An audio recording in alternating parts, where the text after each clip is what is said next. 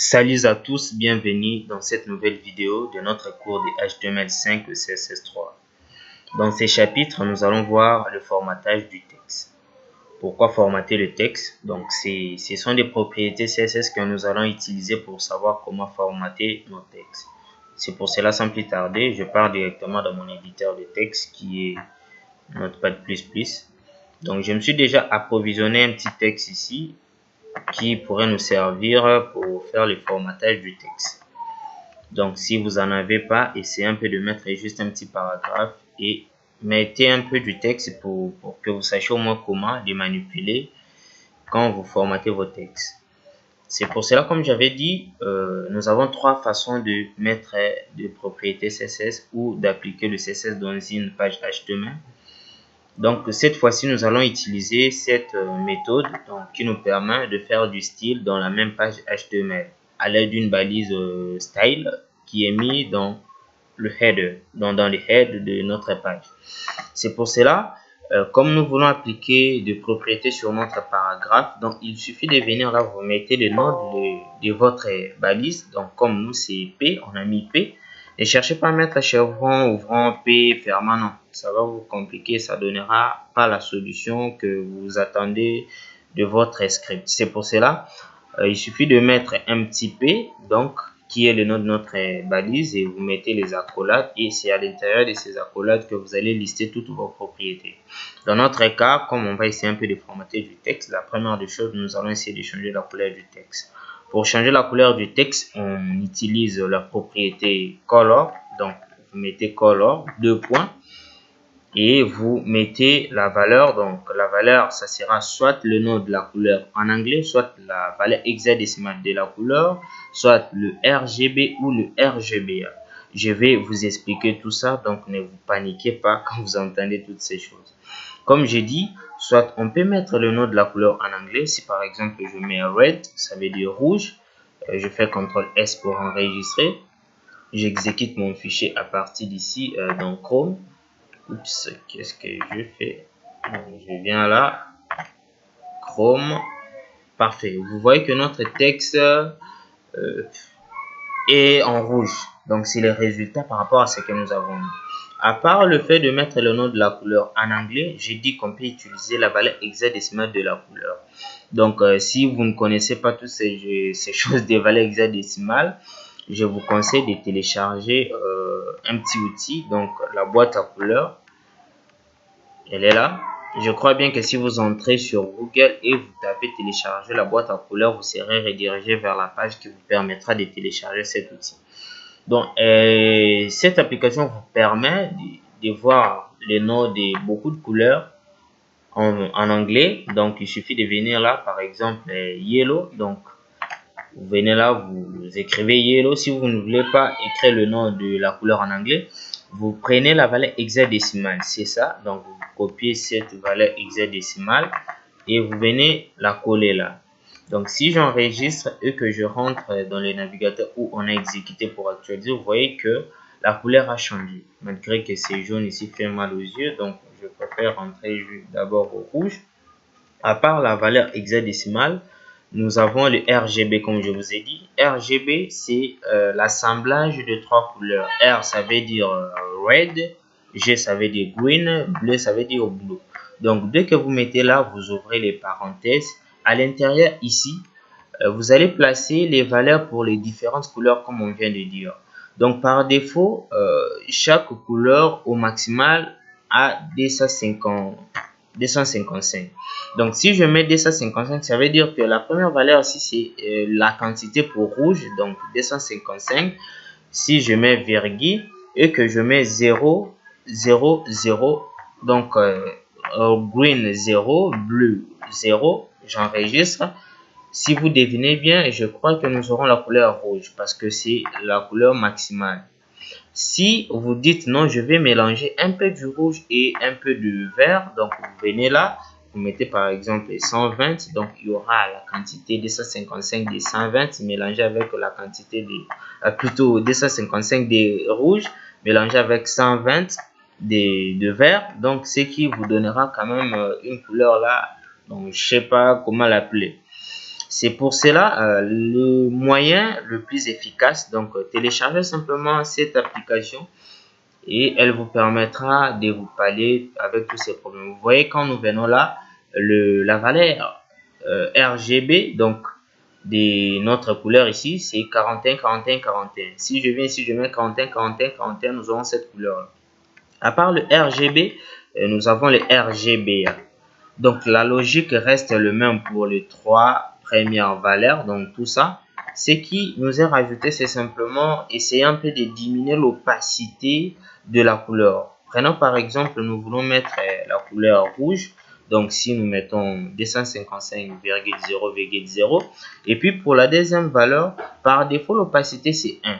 Donc, si nous voulons diminuer l'opacité de notre couleur, il nous suffit de venir de mettre par exemple la valeur inférieure à 1, donc 0.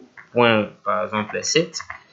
Si nous rentrons là et que nous actualisons, vous voyez c'est rouge, mais c'est un peu comme si c'était dégradé. Essayez un peu de diminuer encore, vous allez voir que mettons 3, ça va perdre un peu beaucoup de l'opacité. Vous voyez? Donc, c'est cette logique-là que vous devez retenir pour la suite. Donc, quand nous allons utiliser comment changer la couleur des arrière-plans et plein de trucs. Donc, nous allons utiliser souvent toutes ces syntaxes-là que je vous ai montrées. Dans notre cas, nous allons utiliser Red pour continuer. Je vous ai dit, on est en train de formater notre texte. Donc, si vous regardez là, le texte est bien formaté. La couleur a changé. Donc, à part la couleur du texte, nous avons encore comment changer la taille du texte. Donc, si vous regardez bien, notre taille du texte est comme ça, normal par défaut. Si nous voulons augmenter un peu la taille du texte, on utilise la propriété font size. Donc, cette propriété permet de changer la taille du texte. Si par exemple, nous mettons font size, et nous donnons pour donner la valeur c'est soit en pixels soit en EM. Si par exemple nous mettons 30 pixels pour la valeur de notre texte et que nous venons actualiser, vous voyez que notre texte a quand même agrandi. On a changé la taille. Donc si vous voulez utiliser les pixels, vous mettez les pixels. Si vous dites non, vous ne voulez pas utiliser le pixel, vous voulez utiliser le EM. Par défaut, en EM, la valeur la taille du texte, donc c'est 1. Donc si vous voulez augmenter, prenons par exemple, nous mettons 1.5, vous allez voir que la taille sera augmentée. Et à vous de faire comme vous voulez. Si vous voulez mettre 3, ça sera I. J'ai mis 13, mettons 3, ça sera encore beaucoup plus grand. Donc ce sont là les différentes valeurs quand vous voulez changer la couleur ou soit excusez-moi, la taille du texte. Donc c'est bon. À part la taille du texte, comme nous avons changé maintenant même 1.4, nous avons comment changer la police. Donc pour changer la police, on utilise la propriété font family. Vous voyez que ce sont toujours des fonts, donc font family. Maintenant pour les font family, qu'est-ce qu'il faut faire? Il faut mettre maintenant le nom de votre police ici. Prenons par exemple, nous entrons sur Word pour voir quelques polices et des polices que vous connaissez bien, peut-être d'autres que vous ne connaissez pas. Donc nous avons quelques polices qui sont là. Donc si vous voulez au moins mettre une police, donc vous venez regarder ici, soit si vous connaissez le nom de la police, donc vous n'avez qu'à l'écrire. Prenons par exemple si nous voulons mettre cette police là, ERA medium. Donc il suffit de mettre le nom de la police, vous enregistrez et on actualise pour voir, vous voyez les résultats. Donc à part ça, je crois bien que ça l'a pas vraiment bien mis. Changeons, mettons Taoma pour voir le résultat. Vous voyez que la police a changé. Maintenant, il y a un problème quand on met des polices parce que parfois certains navigateurs ne parviennent pas à reconnaître certaines polices. C'est pour cela qu'il faut lister toutes ces polices pour dire, prenons par exemple, nous voulons mettre Taoma par défaut. Comme la police de notre, par exemple dans notre page, on veut que la police soit Taoma. Nous mettons Taoma. Mais si parfois que le navigateur n'arrive pas à exécuter votre police, essayez un peu d'en lister beaucoup pour que le navigateur parvienne au moins à choisir parmi quelques polices que vous allez lui préciser.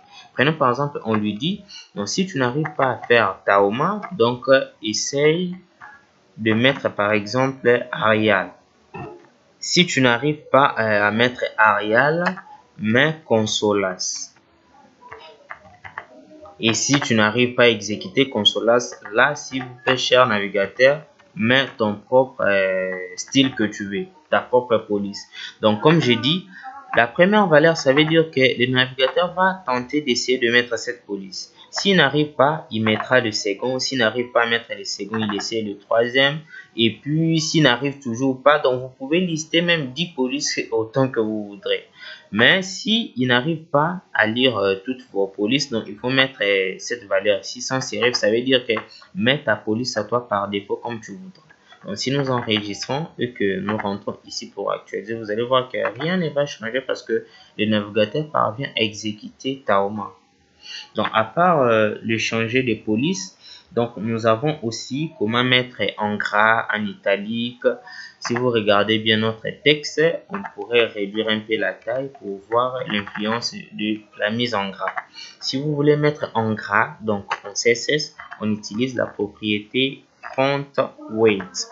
Donc, on va rajouter un peu du poids à notre texte. La valeur, c'est bold. Donc, si vous mettez font weight et que vous mettez bold, si nous exécutons, vous voyez que notre texte devient un peu en gras.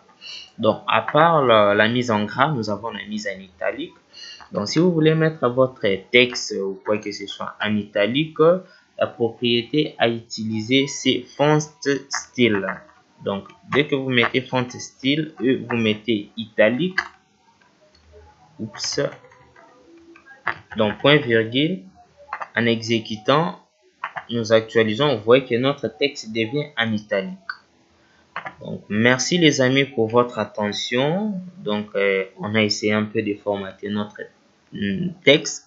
Donc, je préfère que nous arrêtons cette vidéo ici pour ne pas être assez long. Je vous donne rendez-vous à la vidéo prochaine où nous allons voir les alignements, les floats et ainsi de suite. Donc, n'hésitez pas à consulter notre page Facebook et mettez aussi de j'aime si vous regardez la vidéo sur YouTube. Donc, à très bientôt.